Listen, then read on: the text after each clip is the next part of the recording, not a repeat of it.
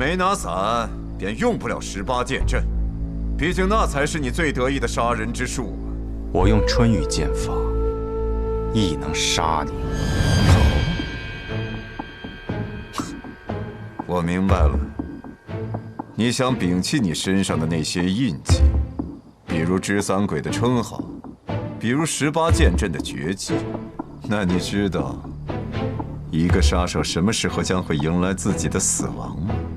那就是，当你心里不只有杀人这一件事的时候。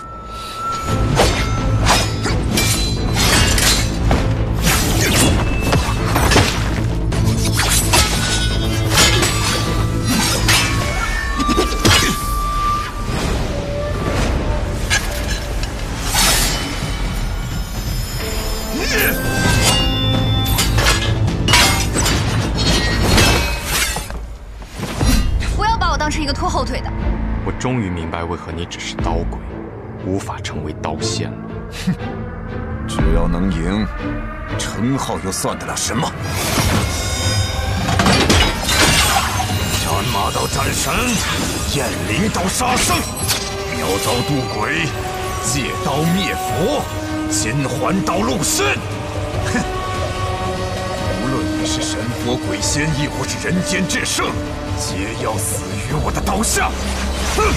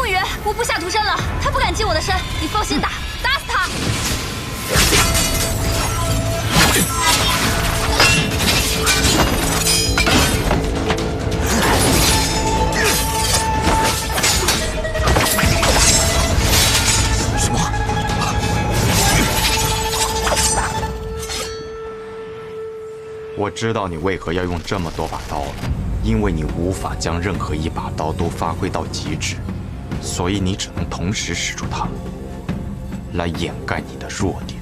你说的没错，但我会在你斩碎最后一柄前杀了你，知三鬼。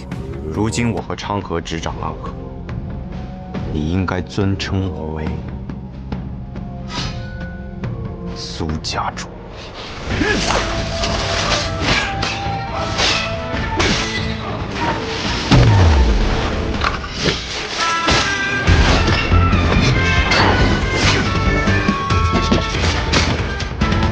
好，苏家主，不愧家主之名。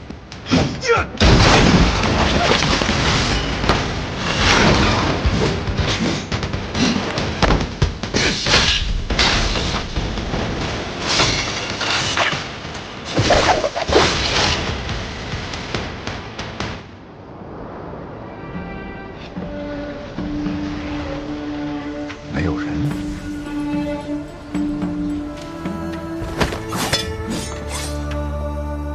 真以为我那么傻呢？神医，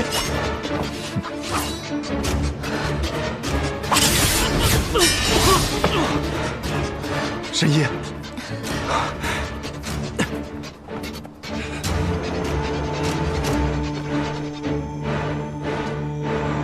师父。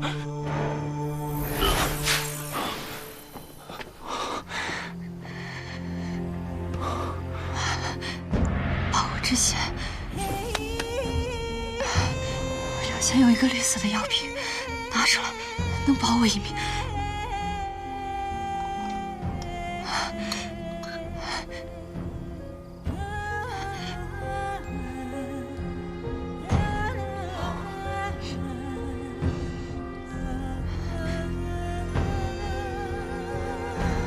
你放心，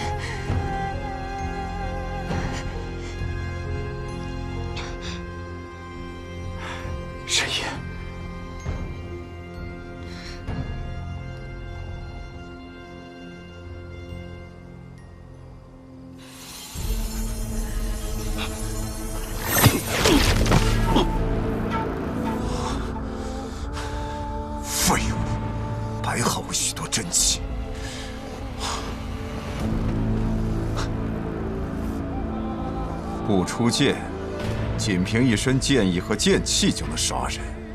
看来苏家主对那女子很是在意。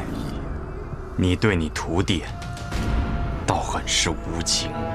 哼，如今他已经动弹不得，而且随时都可能会死。你若是再想护他周全，可没有方才那么容易了。为何一定要杀他？他明明是与这些是非最无关之人。哼，那将其卷入这些风雨的苏家主，会感到愧疚吗？走起，道学之战！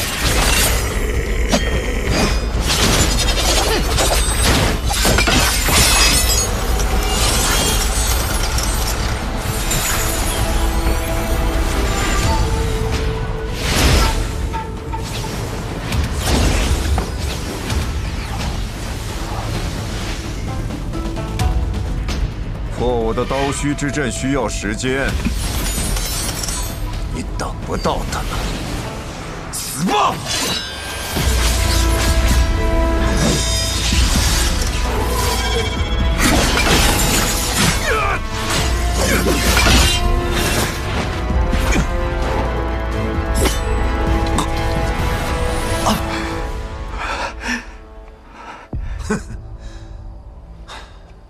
竟然强行破阵救他！你若是肯舍弃他，便不会受此重伤。任何的加入都没有意义，但最后赢的人终将是我。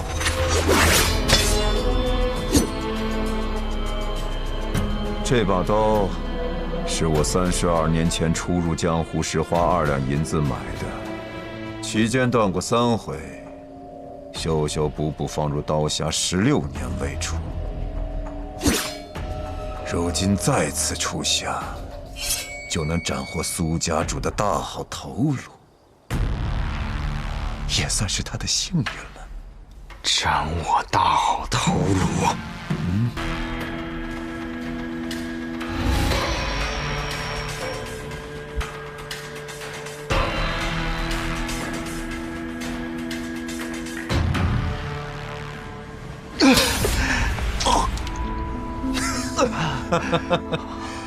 你刚才为了救那丫头，硬扛了我无数刀气，已然受了极重的内伤。1炷香之内，你若再运功，不用我出手，你都会经脉寸断而亡了。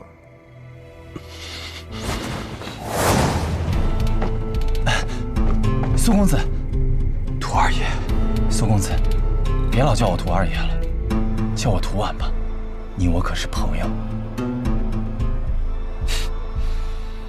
你抓紧时间调息，我替你争取些时间。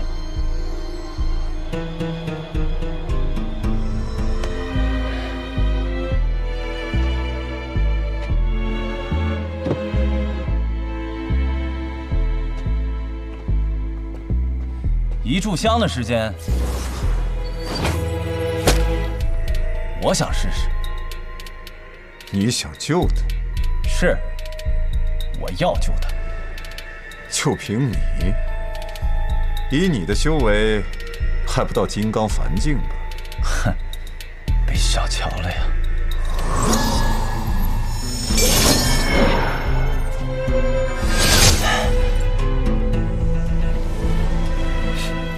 能跟苏公子拼到这般地步，想必你也是强弩之末。或许现在的你，还不如一个金刚凡境。既然求死，那便赐你一死。止！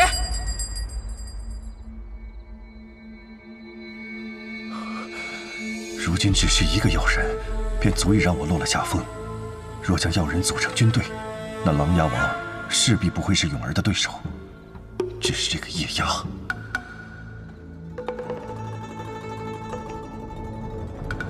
真是完美，可惜呀，可惜。叶押先生在可惜什么？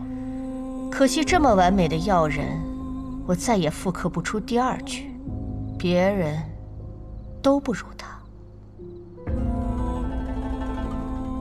会有的，毕竟天启城中还有许多好的苗子。今夜这月适合死人呢。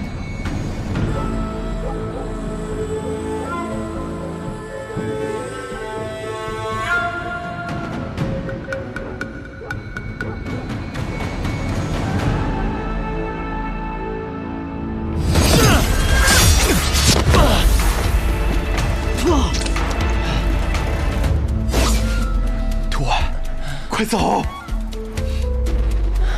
苏公子，一炷香的时间可还没到呢。你做的已经足够了，再这样下去，你会死的。我来这天启城已经有些时日了，听说过你的名字，千金台屠二爷。你们千金台的人，也肯为所谓的朋友付出生命吗？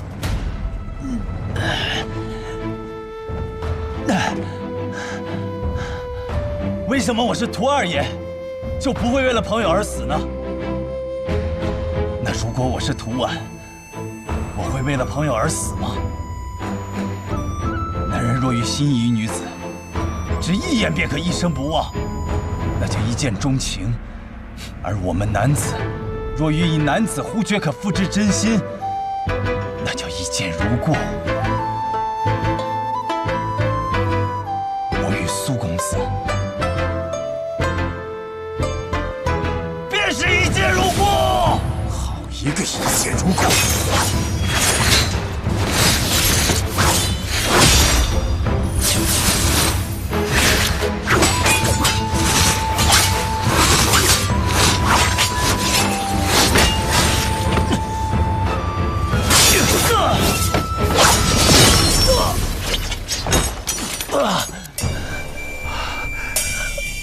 苏公子，我误以不轻，只能心知此辱。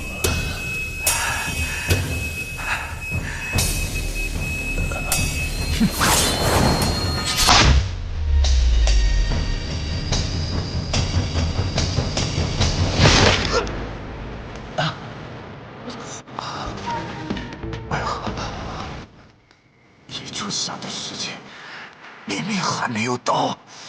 因为我是苏沐雨，暗河的苏沐雨，所以我总是比其他人想象中的要更强一些。冤啊！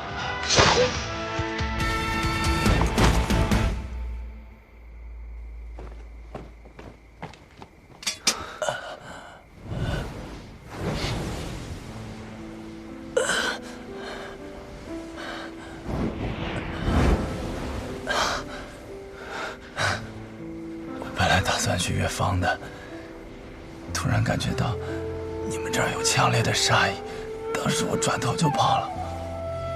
我一连跑过了3条街，我还是想着回来看看，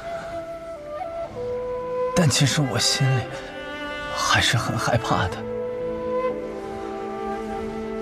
直到对方对我拔刀的瞬间，我忽然就不害怕了。或许我以后会变得像我大哥一样，肥头大耳，一线交叉。可现在，我还是屠婉，是可以为了朋友而赴死的屠婉。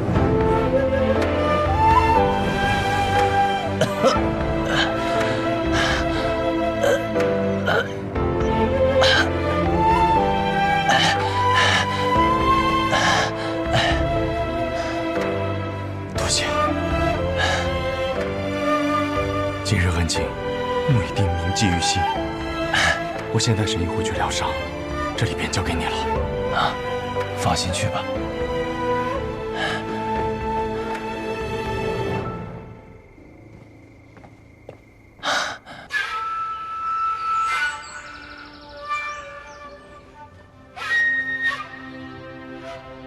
你居然敢在大白天来舅舅府上求教，说明你已经说服了3家之人。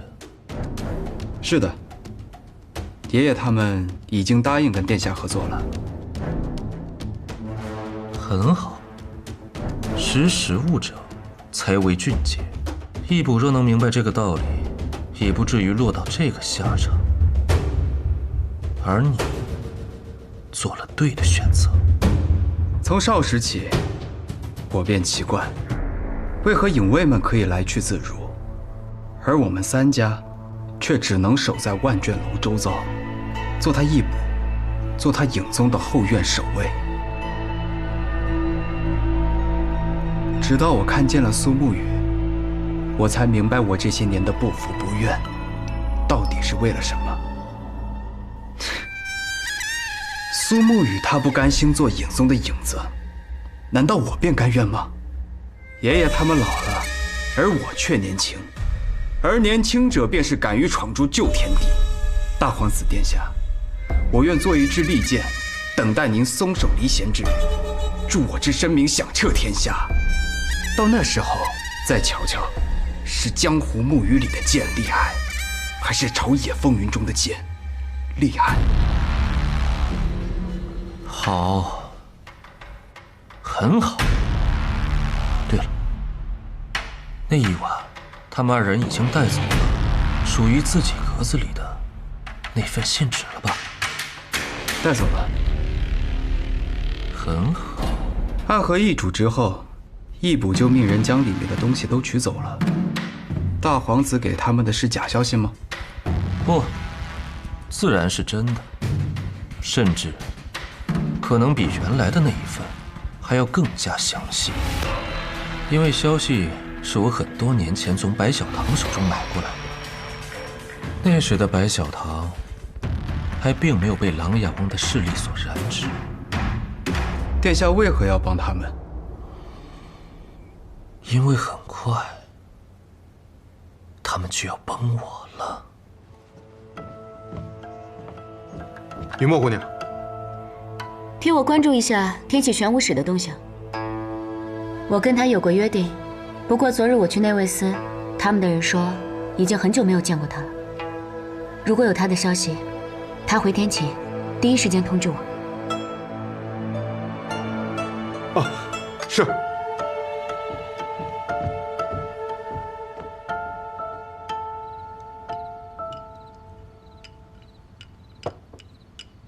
什么千杯不醉啊？才一碗老烧酒就醉倒了。昌河有一个神奇的能力，想喝醉时一杯便醉，想清醒时，即便你把整个村子的酒都搬来，那也是千杯不醉。那他今夜为何选择一杯就醉呢？因为他知道，有些话，我要和你单独说。什么？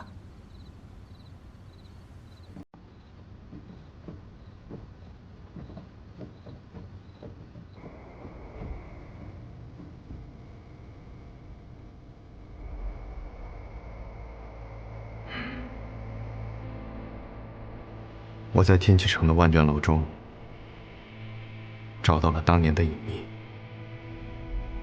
也知道了吴建成覆灭那一夜涌入城中杀手的身份。是谁？安和。真的是安和吗？当年安和奉命派出杀手93名，协同卓玉洛的几名亲传弟子，发动了吴建成之乱。卓玉洛全家上下67人，唯有年幼的少主存活，生和大逃生，被安和所擒。吴建成少主天生剑体，苏家家主垂涎其天分，故特地安排进入炼炉，以无名者身份培养，以待日后成为苏家战力。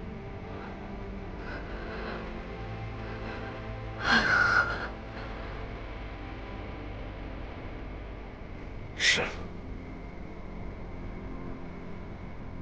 我一直寻找的罪魁祸首，原来就是我从小生活的地方。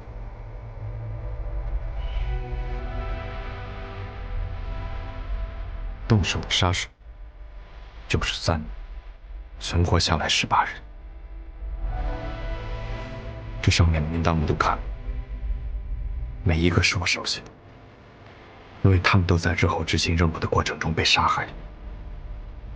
你可以看看。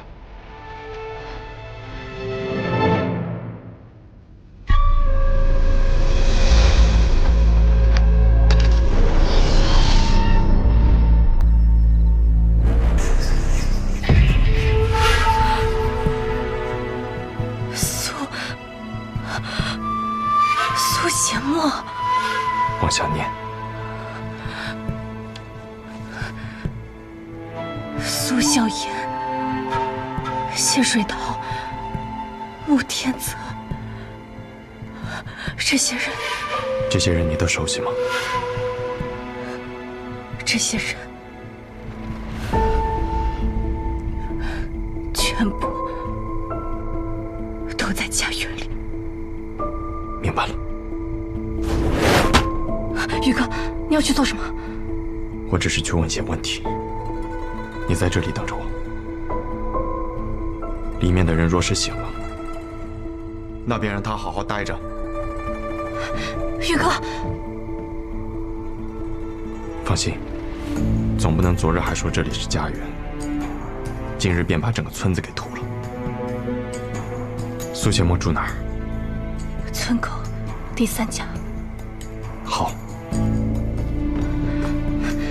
小心。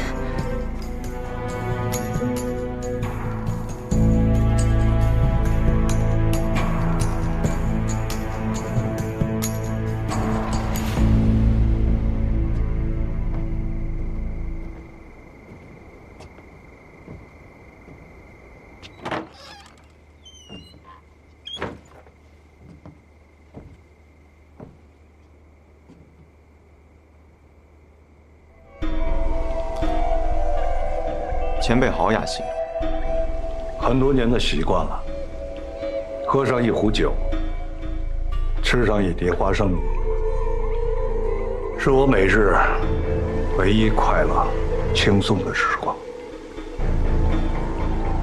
我理解。今日见你的第一面，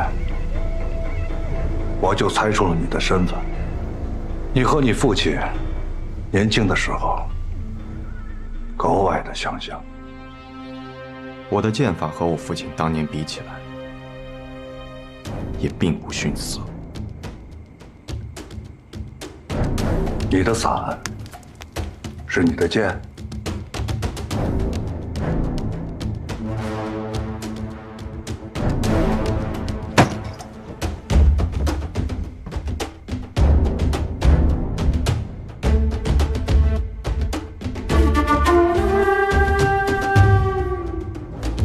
我的伞中藏有18剑，这屋里屋外加起来共18人，刚好一柄剑，取一条你们的命。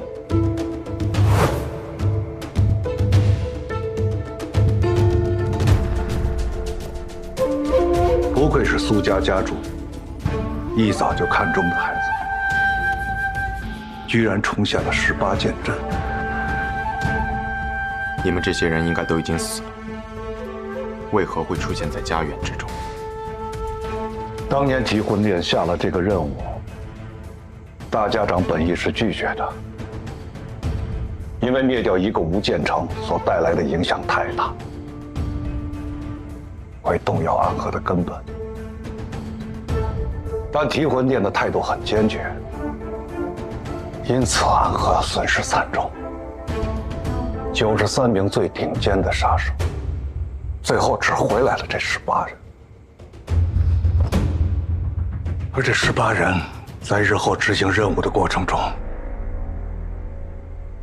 都遭遇到了追杀。没有人能提前知道暗河杀手所接的任务，除了提魂殿。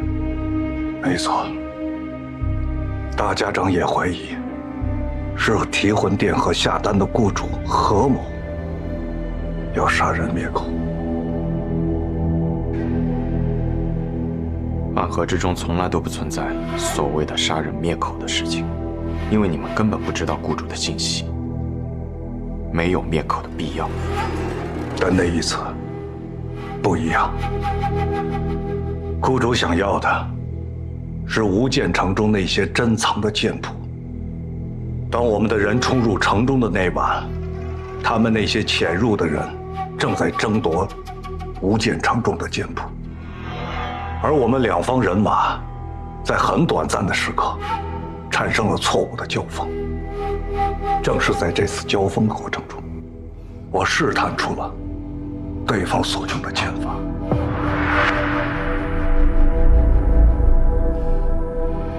成剑上九天，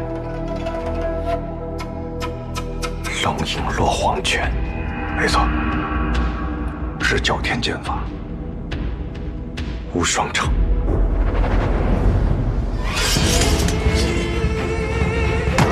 莫急，此剑一出，天下无剑。可偏偏号称天下无双的第一武城，赖以成名的也是剑。无双城，这个答案还真是令人心寒。为何心寒？因为我的父亲曾称赞过前任无双城城主刘云奇的剑法，对他应有相惜之意。只可惜，苏公子，我知道的都已经告诉你了，但我也有一些话想对你说。我们这些人和你没有任何的情感，也不存在任何的愧疚。安和听令行事，你也是一样。所以，今日若你想复仇，我们必定杀你。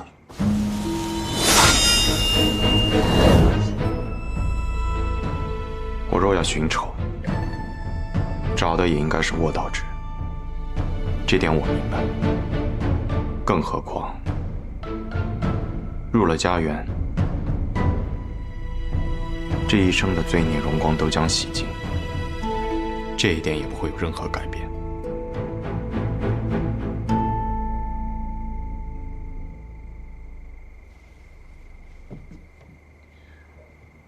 苏家主，多谢。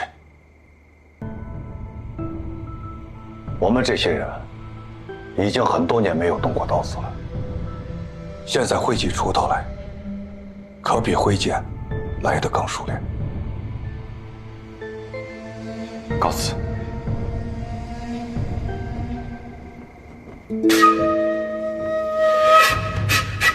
桃儿，怕他做什么？咱们这么多人，还怕杀不了这么个小子？恐怕还真杀不了。18剑阵可不是闹着玩，更何况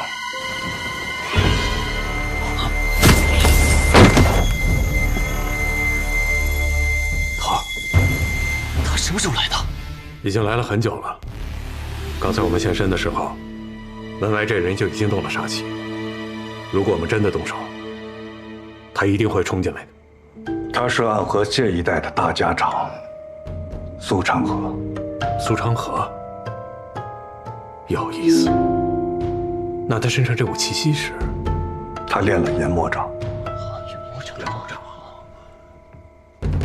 我听说，这是一门被诅咒的武功，但凡修炼此等武功的大家长，都不得善终。我不相信这种说法，只因我们这样的人，大多都没有善终，所以才显得似乎每一位修炼研魔掌的大家长都不得善终。你怎么来了？不是不让你来吗？我喝醉了，没听到。不是让昭妍告诉你了吗？我为什么要听一个小丫头的话？不过既然你不打算动手了，那我们明天去南安吧。为何这么突然？要去南安？刚刚来的消息，你相好的让我们去玩儿。说原话。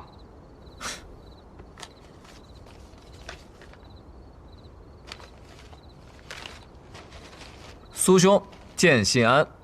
吾近日归南安城玉崇开药庄，目前已有良医看病治人，却缺药童捣药揽客。不知沐雨兄可有闲情来暂带几日？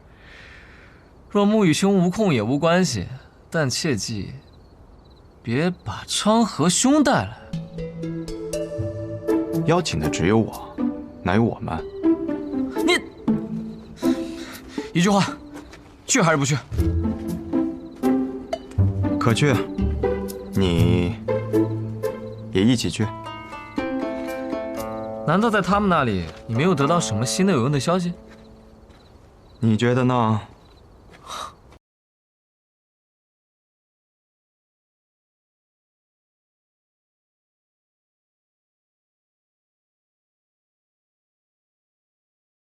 说给员外那位听的话我已经说完了。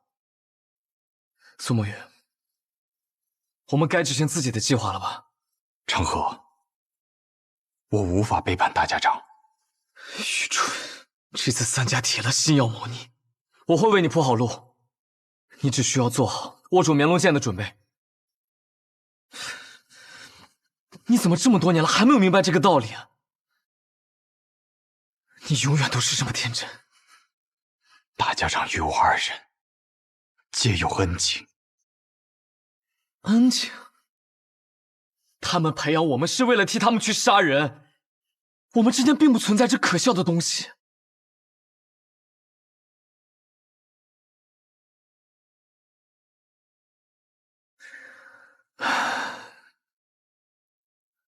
只有你真的把安河当成了自己的家。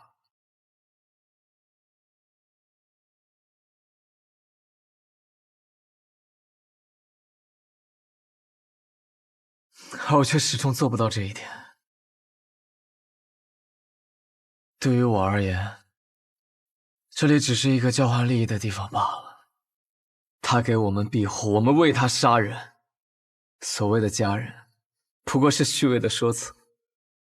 苏沐雨，哲叔就在外面，若我们一起动手，你还能活下去吗？若哲叔与你联手，我自然不是对手。但凡事总要一试。你要是说得通，你就不是苏沐雨。我真傻，和你白费这么多口舌。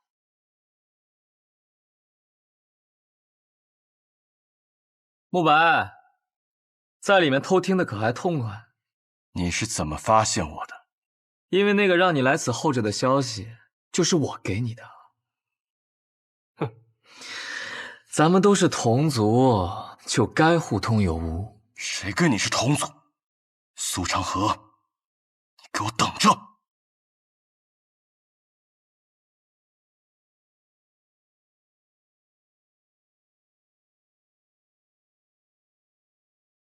长河，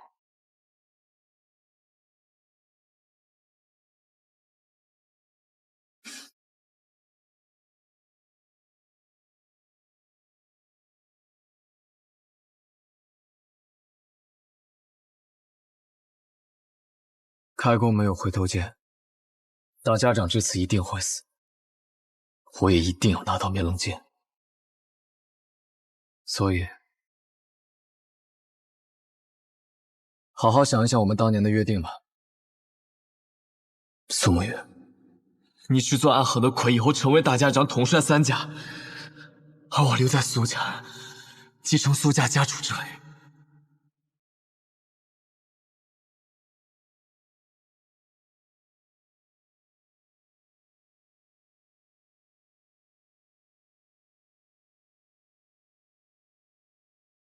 这马车真有意思啊！如此之大，却能行驶平稳；如此之重，却能日行百里。这是搬家搬三爷捣鼓出来的玩意儿，能不有意思吗？走好这架马车10日以后，他便死了。生病死的。那我若是治好了大家长，我不会得病死了吧？神医多虑了，你可是神医呀。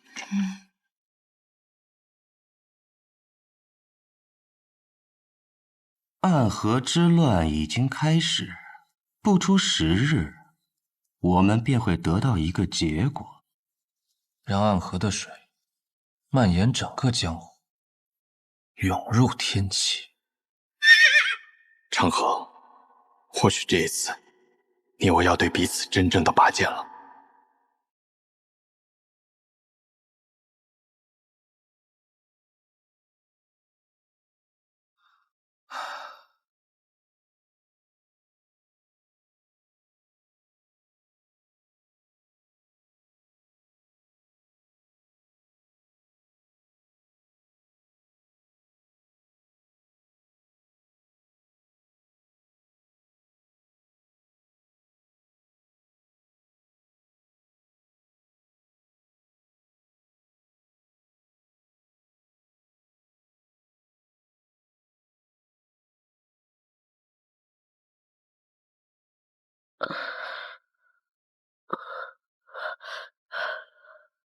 这么多年为我点灯的童子，他是唯一一个任务结束还能够活着的。要带他回去吗？不必了。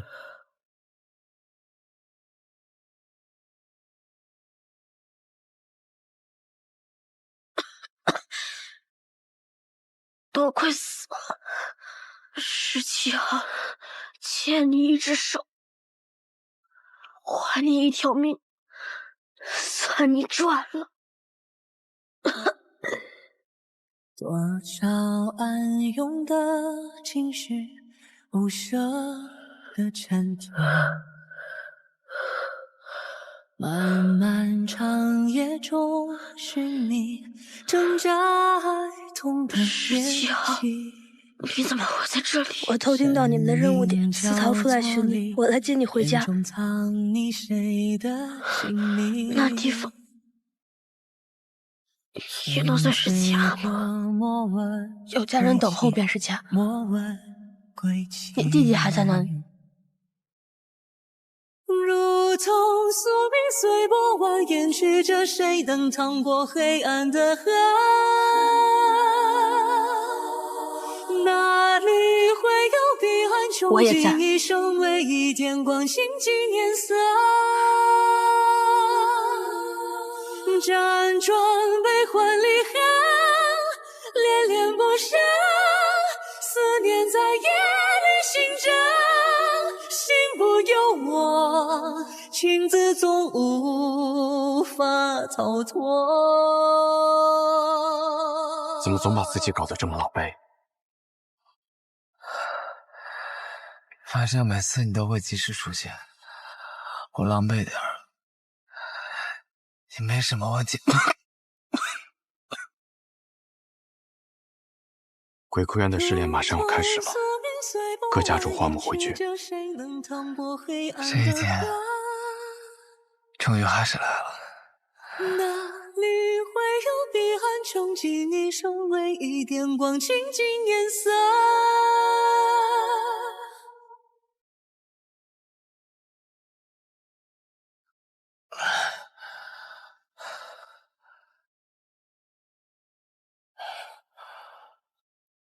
想必你们已经有所了解，待会儿时辰一到，你们就会前往鬼窟渊。每组10个人，只允许留下1个。第一组86号、18号、74号、42号、34号、26号、17号、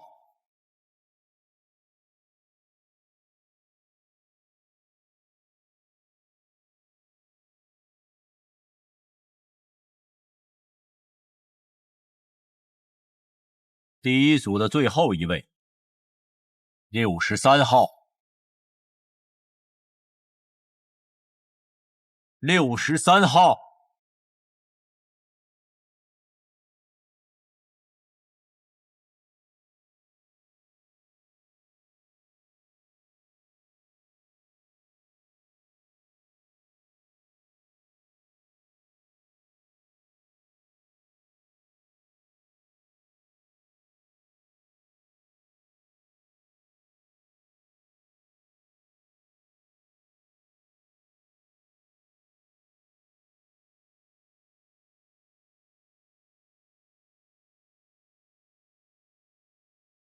谁惹了穆秋兄啊？生这么大的气！穆子哲，你明知这二人是我苏家属意的，你这般行事，是要与我苏家为敌吗？别给我扣这么大的罪名，我可不敢。我只是在尽我总教习的职责罢了。职责？不把过强的两个人放在同一组，这是三家都默认的。你就不怕我上报提魂殿吗？等他们情深意重，把彼此看成兄弟的时候，再让他们自相残杀。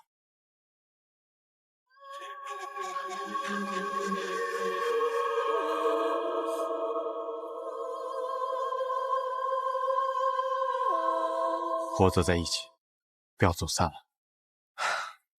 看起来也没有办法与你走散了。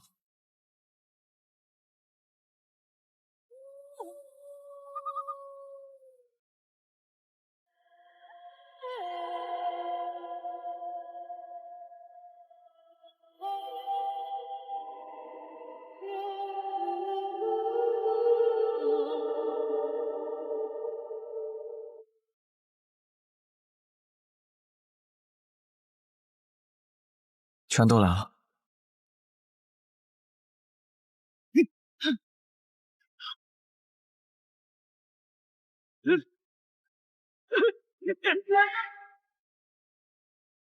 谁都知道你们剑术高超，与其1对1跟你们单打独斗，还不如合力把你们都杀了。我们剩下的再斗，还有几分生气。那便来吧。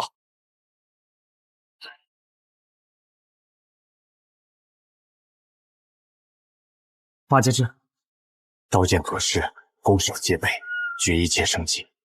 要生死战，唯有一途，一二入局。我为尔。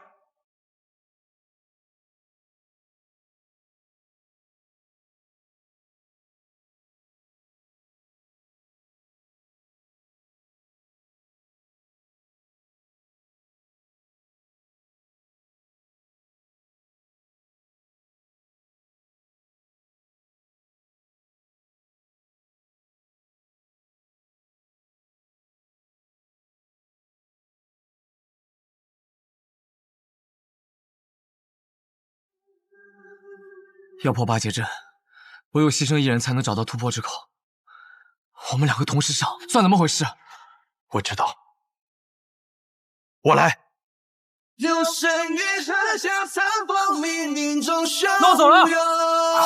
回头望云都乱岗，闭上眼月暗之上，破阵之口。夜里长空，等空出世扭转乾坤，风雨小子灵根深，走在我脚下无不寻根。借一生不爱也不恨，经历穿越大河，终身一夜的人满的泪痕。你留了珊瑚中身份，请忘记我是谁，因我也是我们。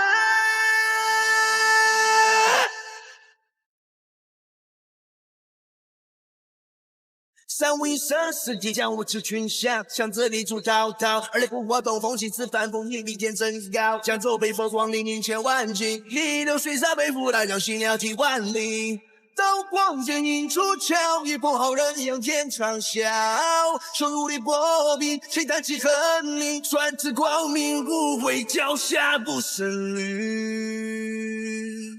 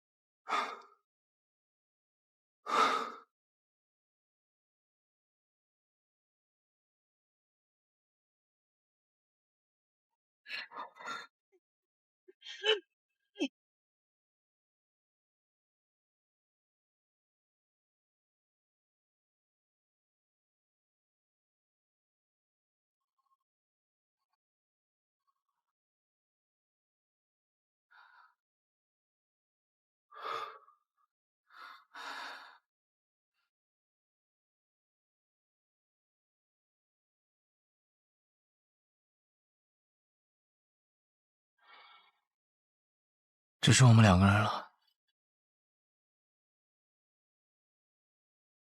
所以，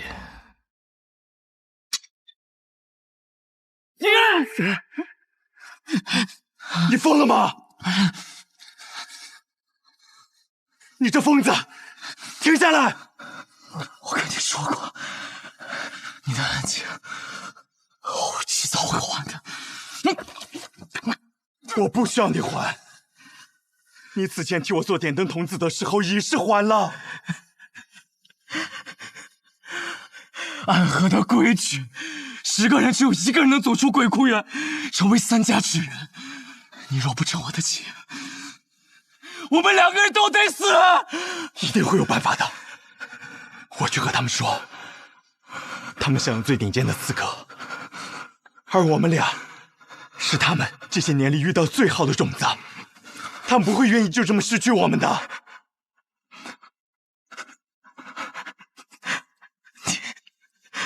你太天真了。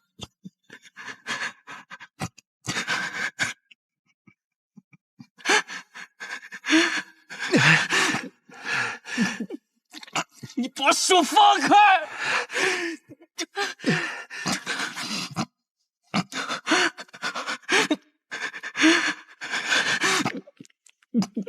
你把手放开！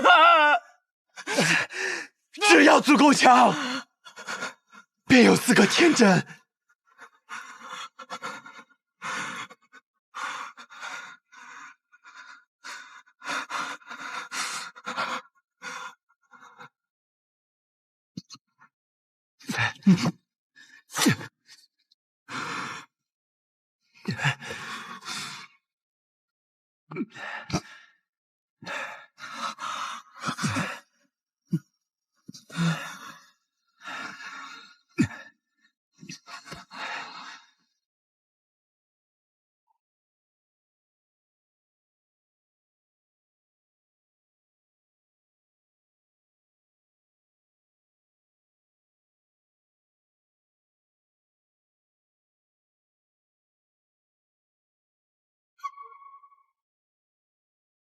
谁醒了？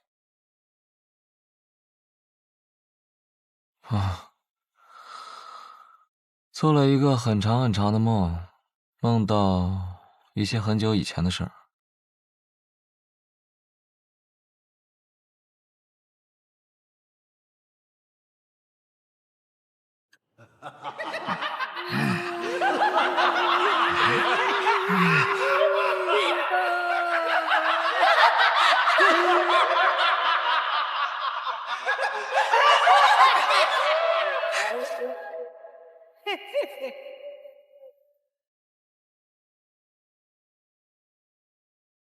邪魔外道，勿近勿深。我们是邪魔外道，难道你们要救邪魔外道？不过是些魔障，看我一剑斩了你们！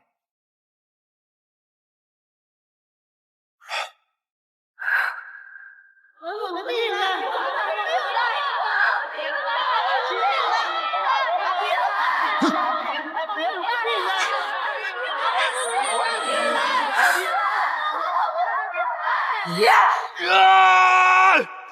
不好！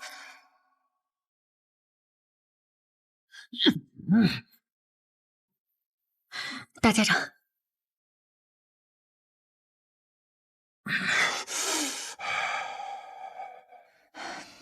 人在虚弱时，邪气便会找机会侵染人的身子，做噩梦是正常的事。大家长不必担心。大家长可还安好？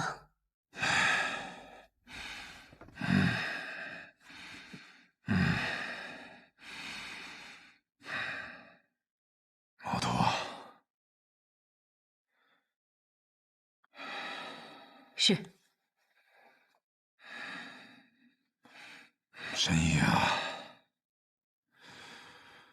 你此生救过多少人？这我哪里记得得？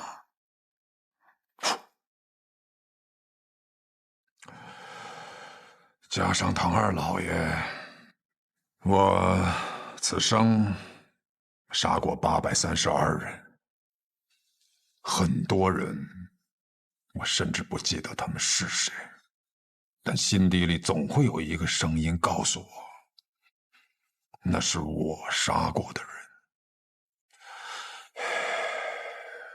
其实我不怕这样的梦。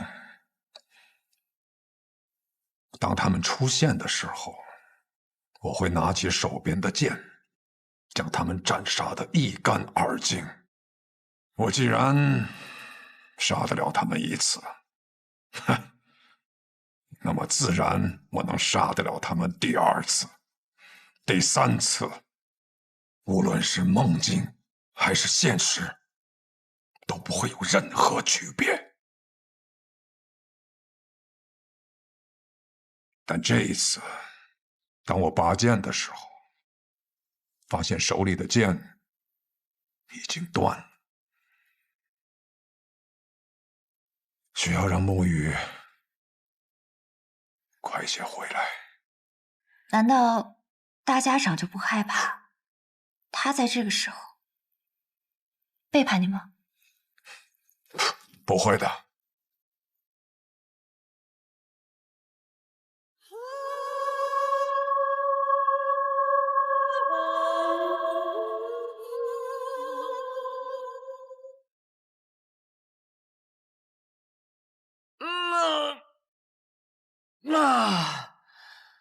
哎呀，坐了许久的马车，累了。小长河，你这个样子能追到鹰，你到底是什么安排啊？追得上，大家长此行北上，无非就是想拖延时间，按照他的手段。老爷子有没有事我不确定，但是我们这一批跑腿的，定是要被他清算。所以在我这儿，大家长必须死。然后呢？我对于苏沐雨的安排，应当已经到了，让他见见几个故人，拖延一下他追上大家长的时间。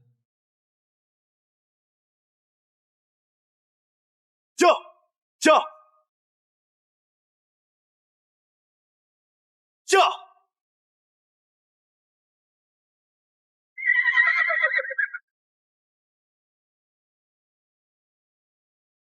昌黎，宇哥，好久不见了。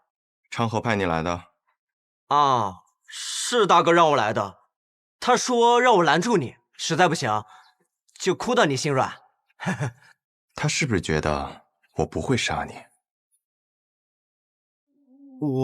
他自以为能猜透我的心，可我杀过这么多人，我也有无法控制住自己杀心的时候。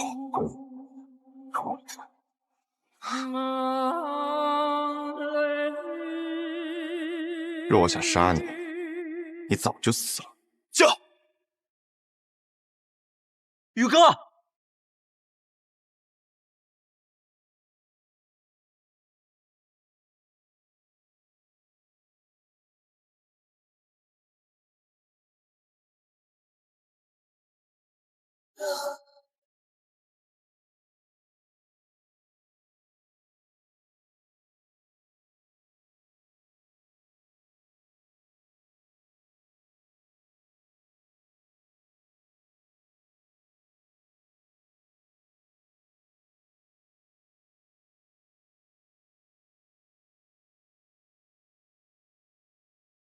老师，你口中的老师这2个字，放在我的身上，我可不敢当。苏轼先生，许久不见了，苏沐雨。昌河为了拦住我，居然把你也请来了。不必怪昌河，是我自己想来的。我想此事之后，或许我们便没有相见的机会了，就自请来此见你一下。顺道下一局棋。我在赶路，没有时间。若有机会再见先生。回到暗河，我定去藏书阁拜会。若我没有做到让你下完这局棋，长河或许会杀了我。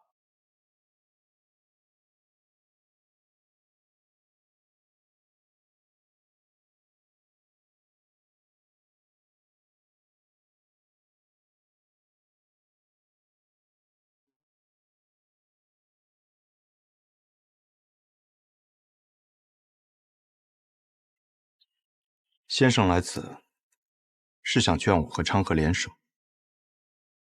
你们是暗河这100年来最不可思议的搭档，一起联手破过许多危局。这一次，我相信你们一样可以做到。我听昌河说，4年前你们做过一个决定，他当上苏家家主，你当上大家长，成为执掌暗河的新主人。那他有没有说过？我并没有回答他的决定。大家长他值得你这样做吗？这个问题的答案重要吗？沐雨，当你用一个问题来回答另一个问题的时候，就代表你的内心并不坚固。可这问题没有答案。只有选择。我在苏家待了将近10年，昌河与我更是从同一座炼炉当中走出来的师兄弟。准确的说，我们都是家人。昌河那样的人，可不会把老爷子他们当作家人，他只是把你当作家人。可如今我是魁。我的父亲曾教过我，承诺是比生命更重要的东西。先生您也说过，没了承诺，收了钱的刺客便会因为更多的钱而转头去杀自己的主顾。那么到最后秩序变乱了，刺客便没有存在的理由，暗河也没有存在的必要。你很聪明，但有时候太过于执拗了。已经沦为杀人的棋子，若心中还不存在点执拗，那么活着也像是死了。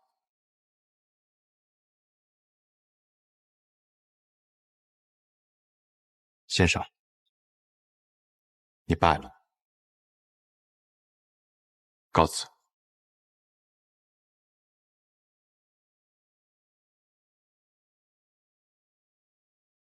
宇哥，你赢不了的。3家家主对大家长这个位置觊觎很久，这个机会他们不可能放过。即便大家长最后把生医好了，他们还是会不惜一切代价把他杀了，这是个必死之局。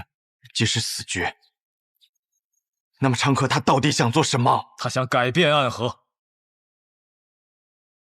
跨过暗河，便能到达彼岸。彼岸之处不再是长夜，而应有光明。和我们联手吧。大哥的意思是让大家长在一个合适的时机死掉，死之前他把绵龙剑传给你，你执掌暗河，而他则去扫清苏家的障碍，成为苏家家主。到时候其他2家再有不满，你们便联起手荡平暗河。宇哥，抱歉，我有我的选择。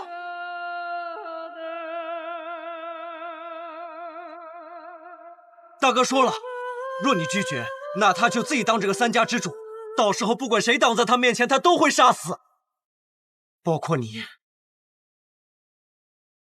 他这一生最好的朋友。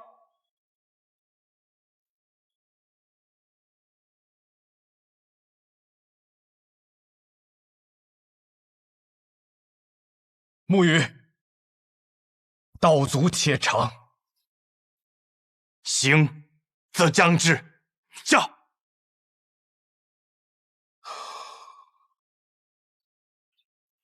先中毒，再解毒，以身试毒，倒是有种不疯魔不成活的意思。只是我不太明白，为了几张银票，神医愿意为我以身试毒？自然是不愿意啊，我又不傻。不过我有一个办法，既能感同身受的了解大家长体内的毒，但同时又不会死。什么办法？移魂大法。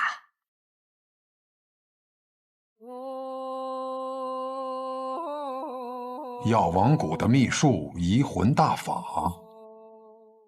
若是一旦对某人施用此法，就能和他无感共识，他的过往和此刻的想法都无法逃脱施用者的眼睛。若是遇到意志薄弱者，甚至能彻底占据他的意识。我初听到此门功法，还曾感慨，这哪里是医术，分明是邪术。确实，医者行医，治的是人身体里的毛病，而移魂大法却能治人心病。不过我这次对大家长施用移魂大法，为的是彻底去除你体内的毒。至于大家长你心里想的那些嘛，我可以试着不去看。若是一旦施用移魂大法，那我的性命自然是全在我白鹤怀的掌控之中了。届时只要我想，可以随时杀死大家长。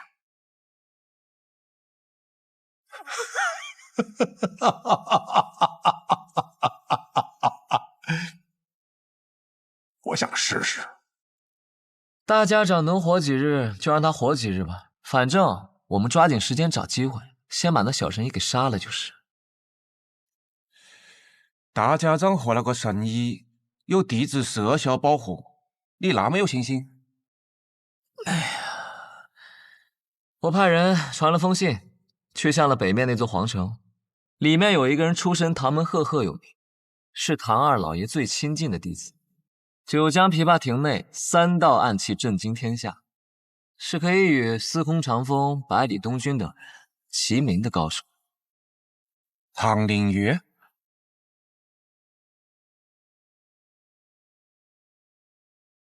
我不知道大家长为什么要杀唐二老爷，但我知道唐二老爷死了，最想报仇的人一定是唐灵月。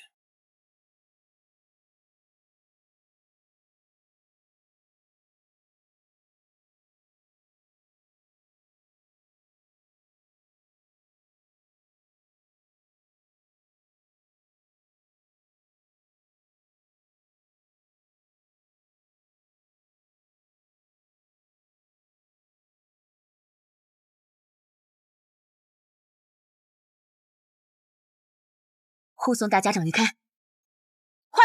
是。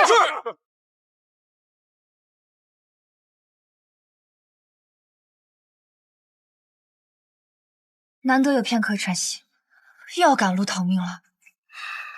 等你治好我，便无人敢来了。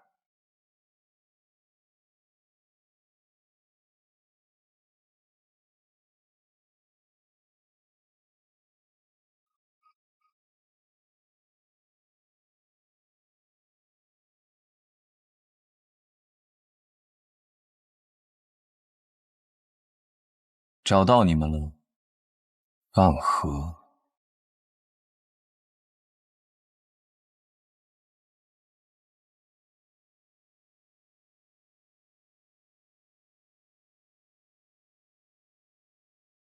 娄虚真，你是唐门的人？唐门，唐连月。唐连月，原来是天启城4守护之一的玄武使啊！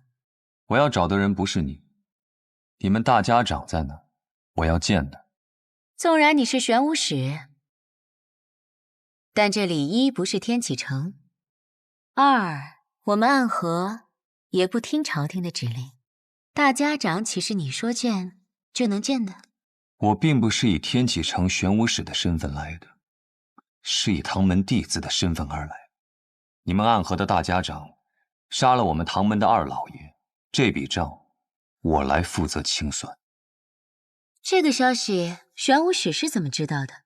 如果是子虚乌有的事儿，那该如何呢？想必你们大家长早就走了，留你在此处断后，与我说这么多，不过是想拖延时间罢了。想走？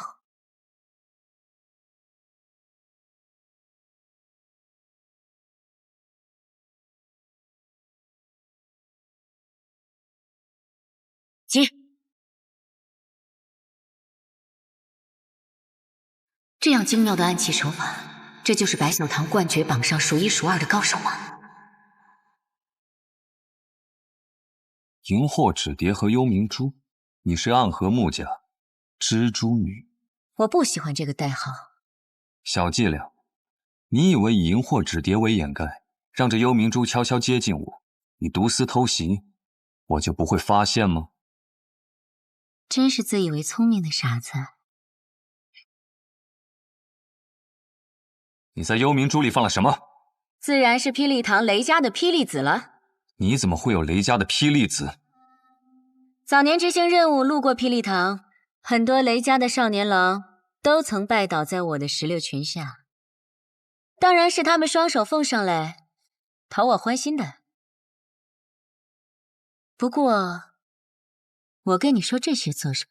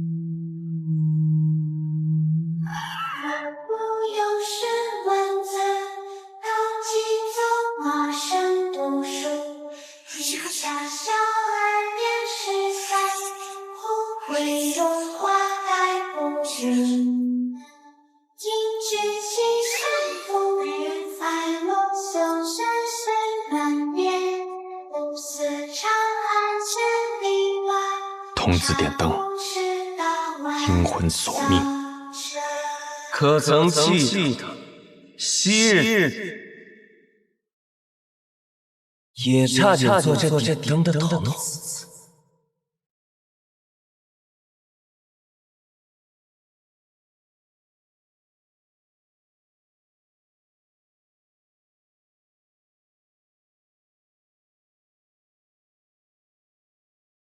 穆家穆英真，你敢与我动手，是想叛离暗河吗？是吗？可我得到的消息是你暗算大家长，意图谋反。我来此杀你，是奉家族之命，救出大家长。看来穆家还真是一片忠心啊。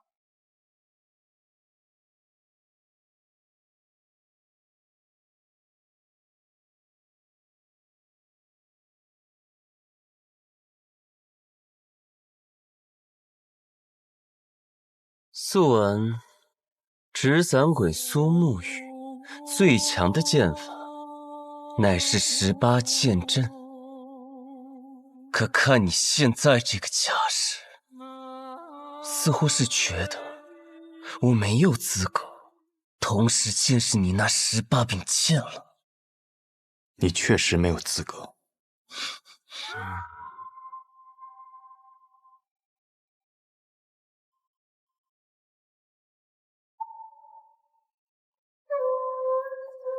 当年本该是你去的，可苏昌河代替你做了这点灯的少爷。按照我的计划，他们应当都要死掉，可他却被你救。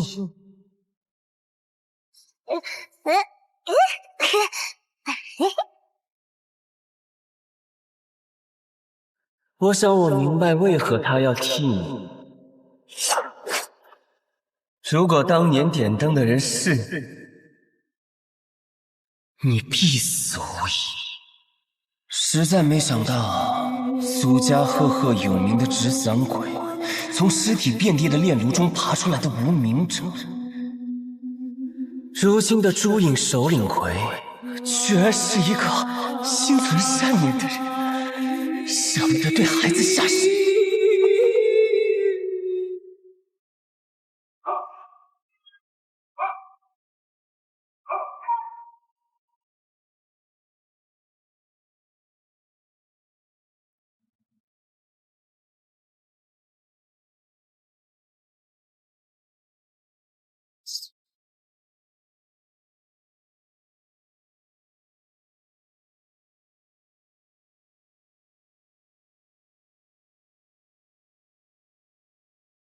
你的剑并没有想象中的快，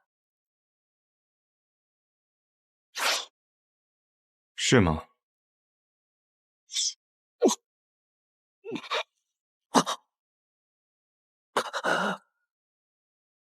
不可能！我明明挡下了那一剑。这世间我想杀死的人不多，但可惜，你便是其中之一。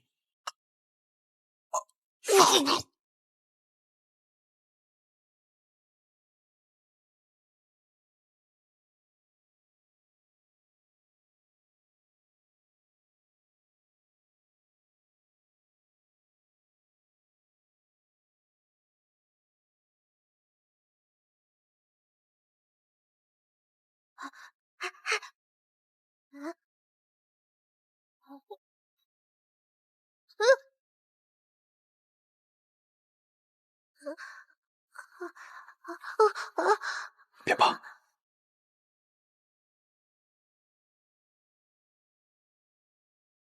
先找个地方和你的同伴们躲起来。这场纷争怕是要持续很久。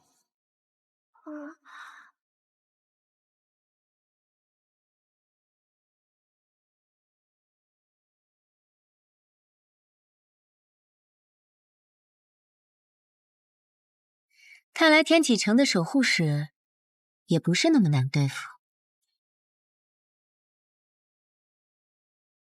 我们唐门并不怕雷家堡，所以我也不怕你的霹雳子。你再动，我便只能杀了你。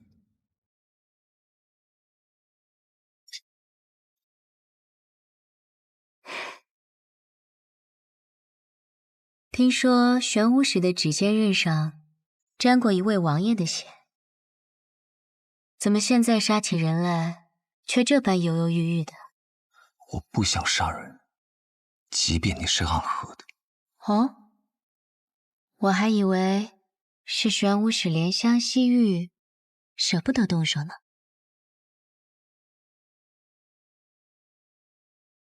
傻瓜。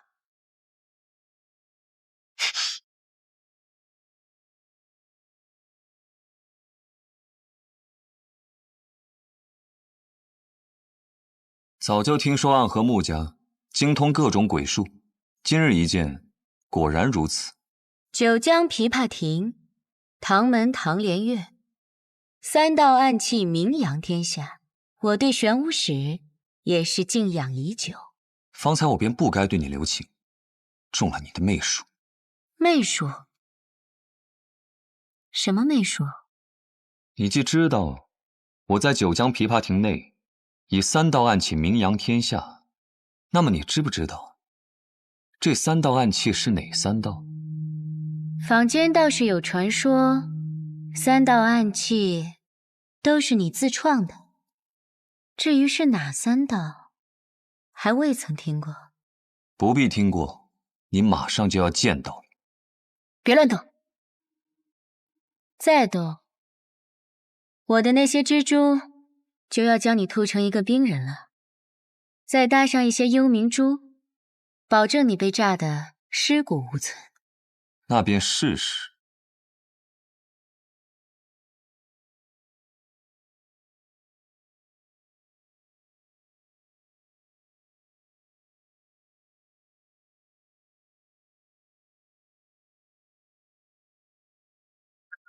这便是当年那3道案其中的第1道——千鸟精明。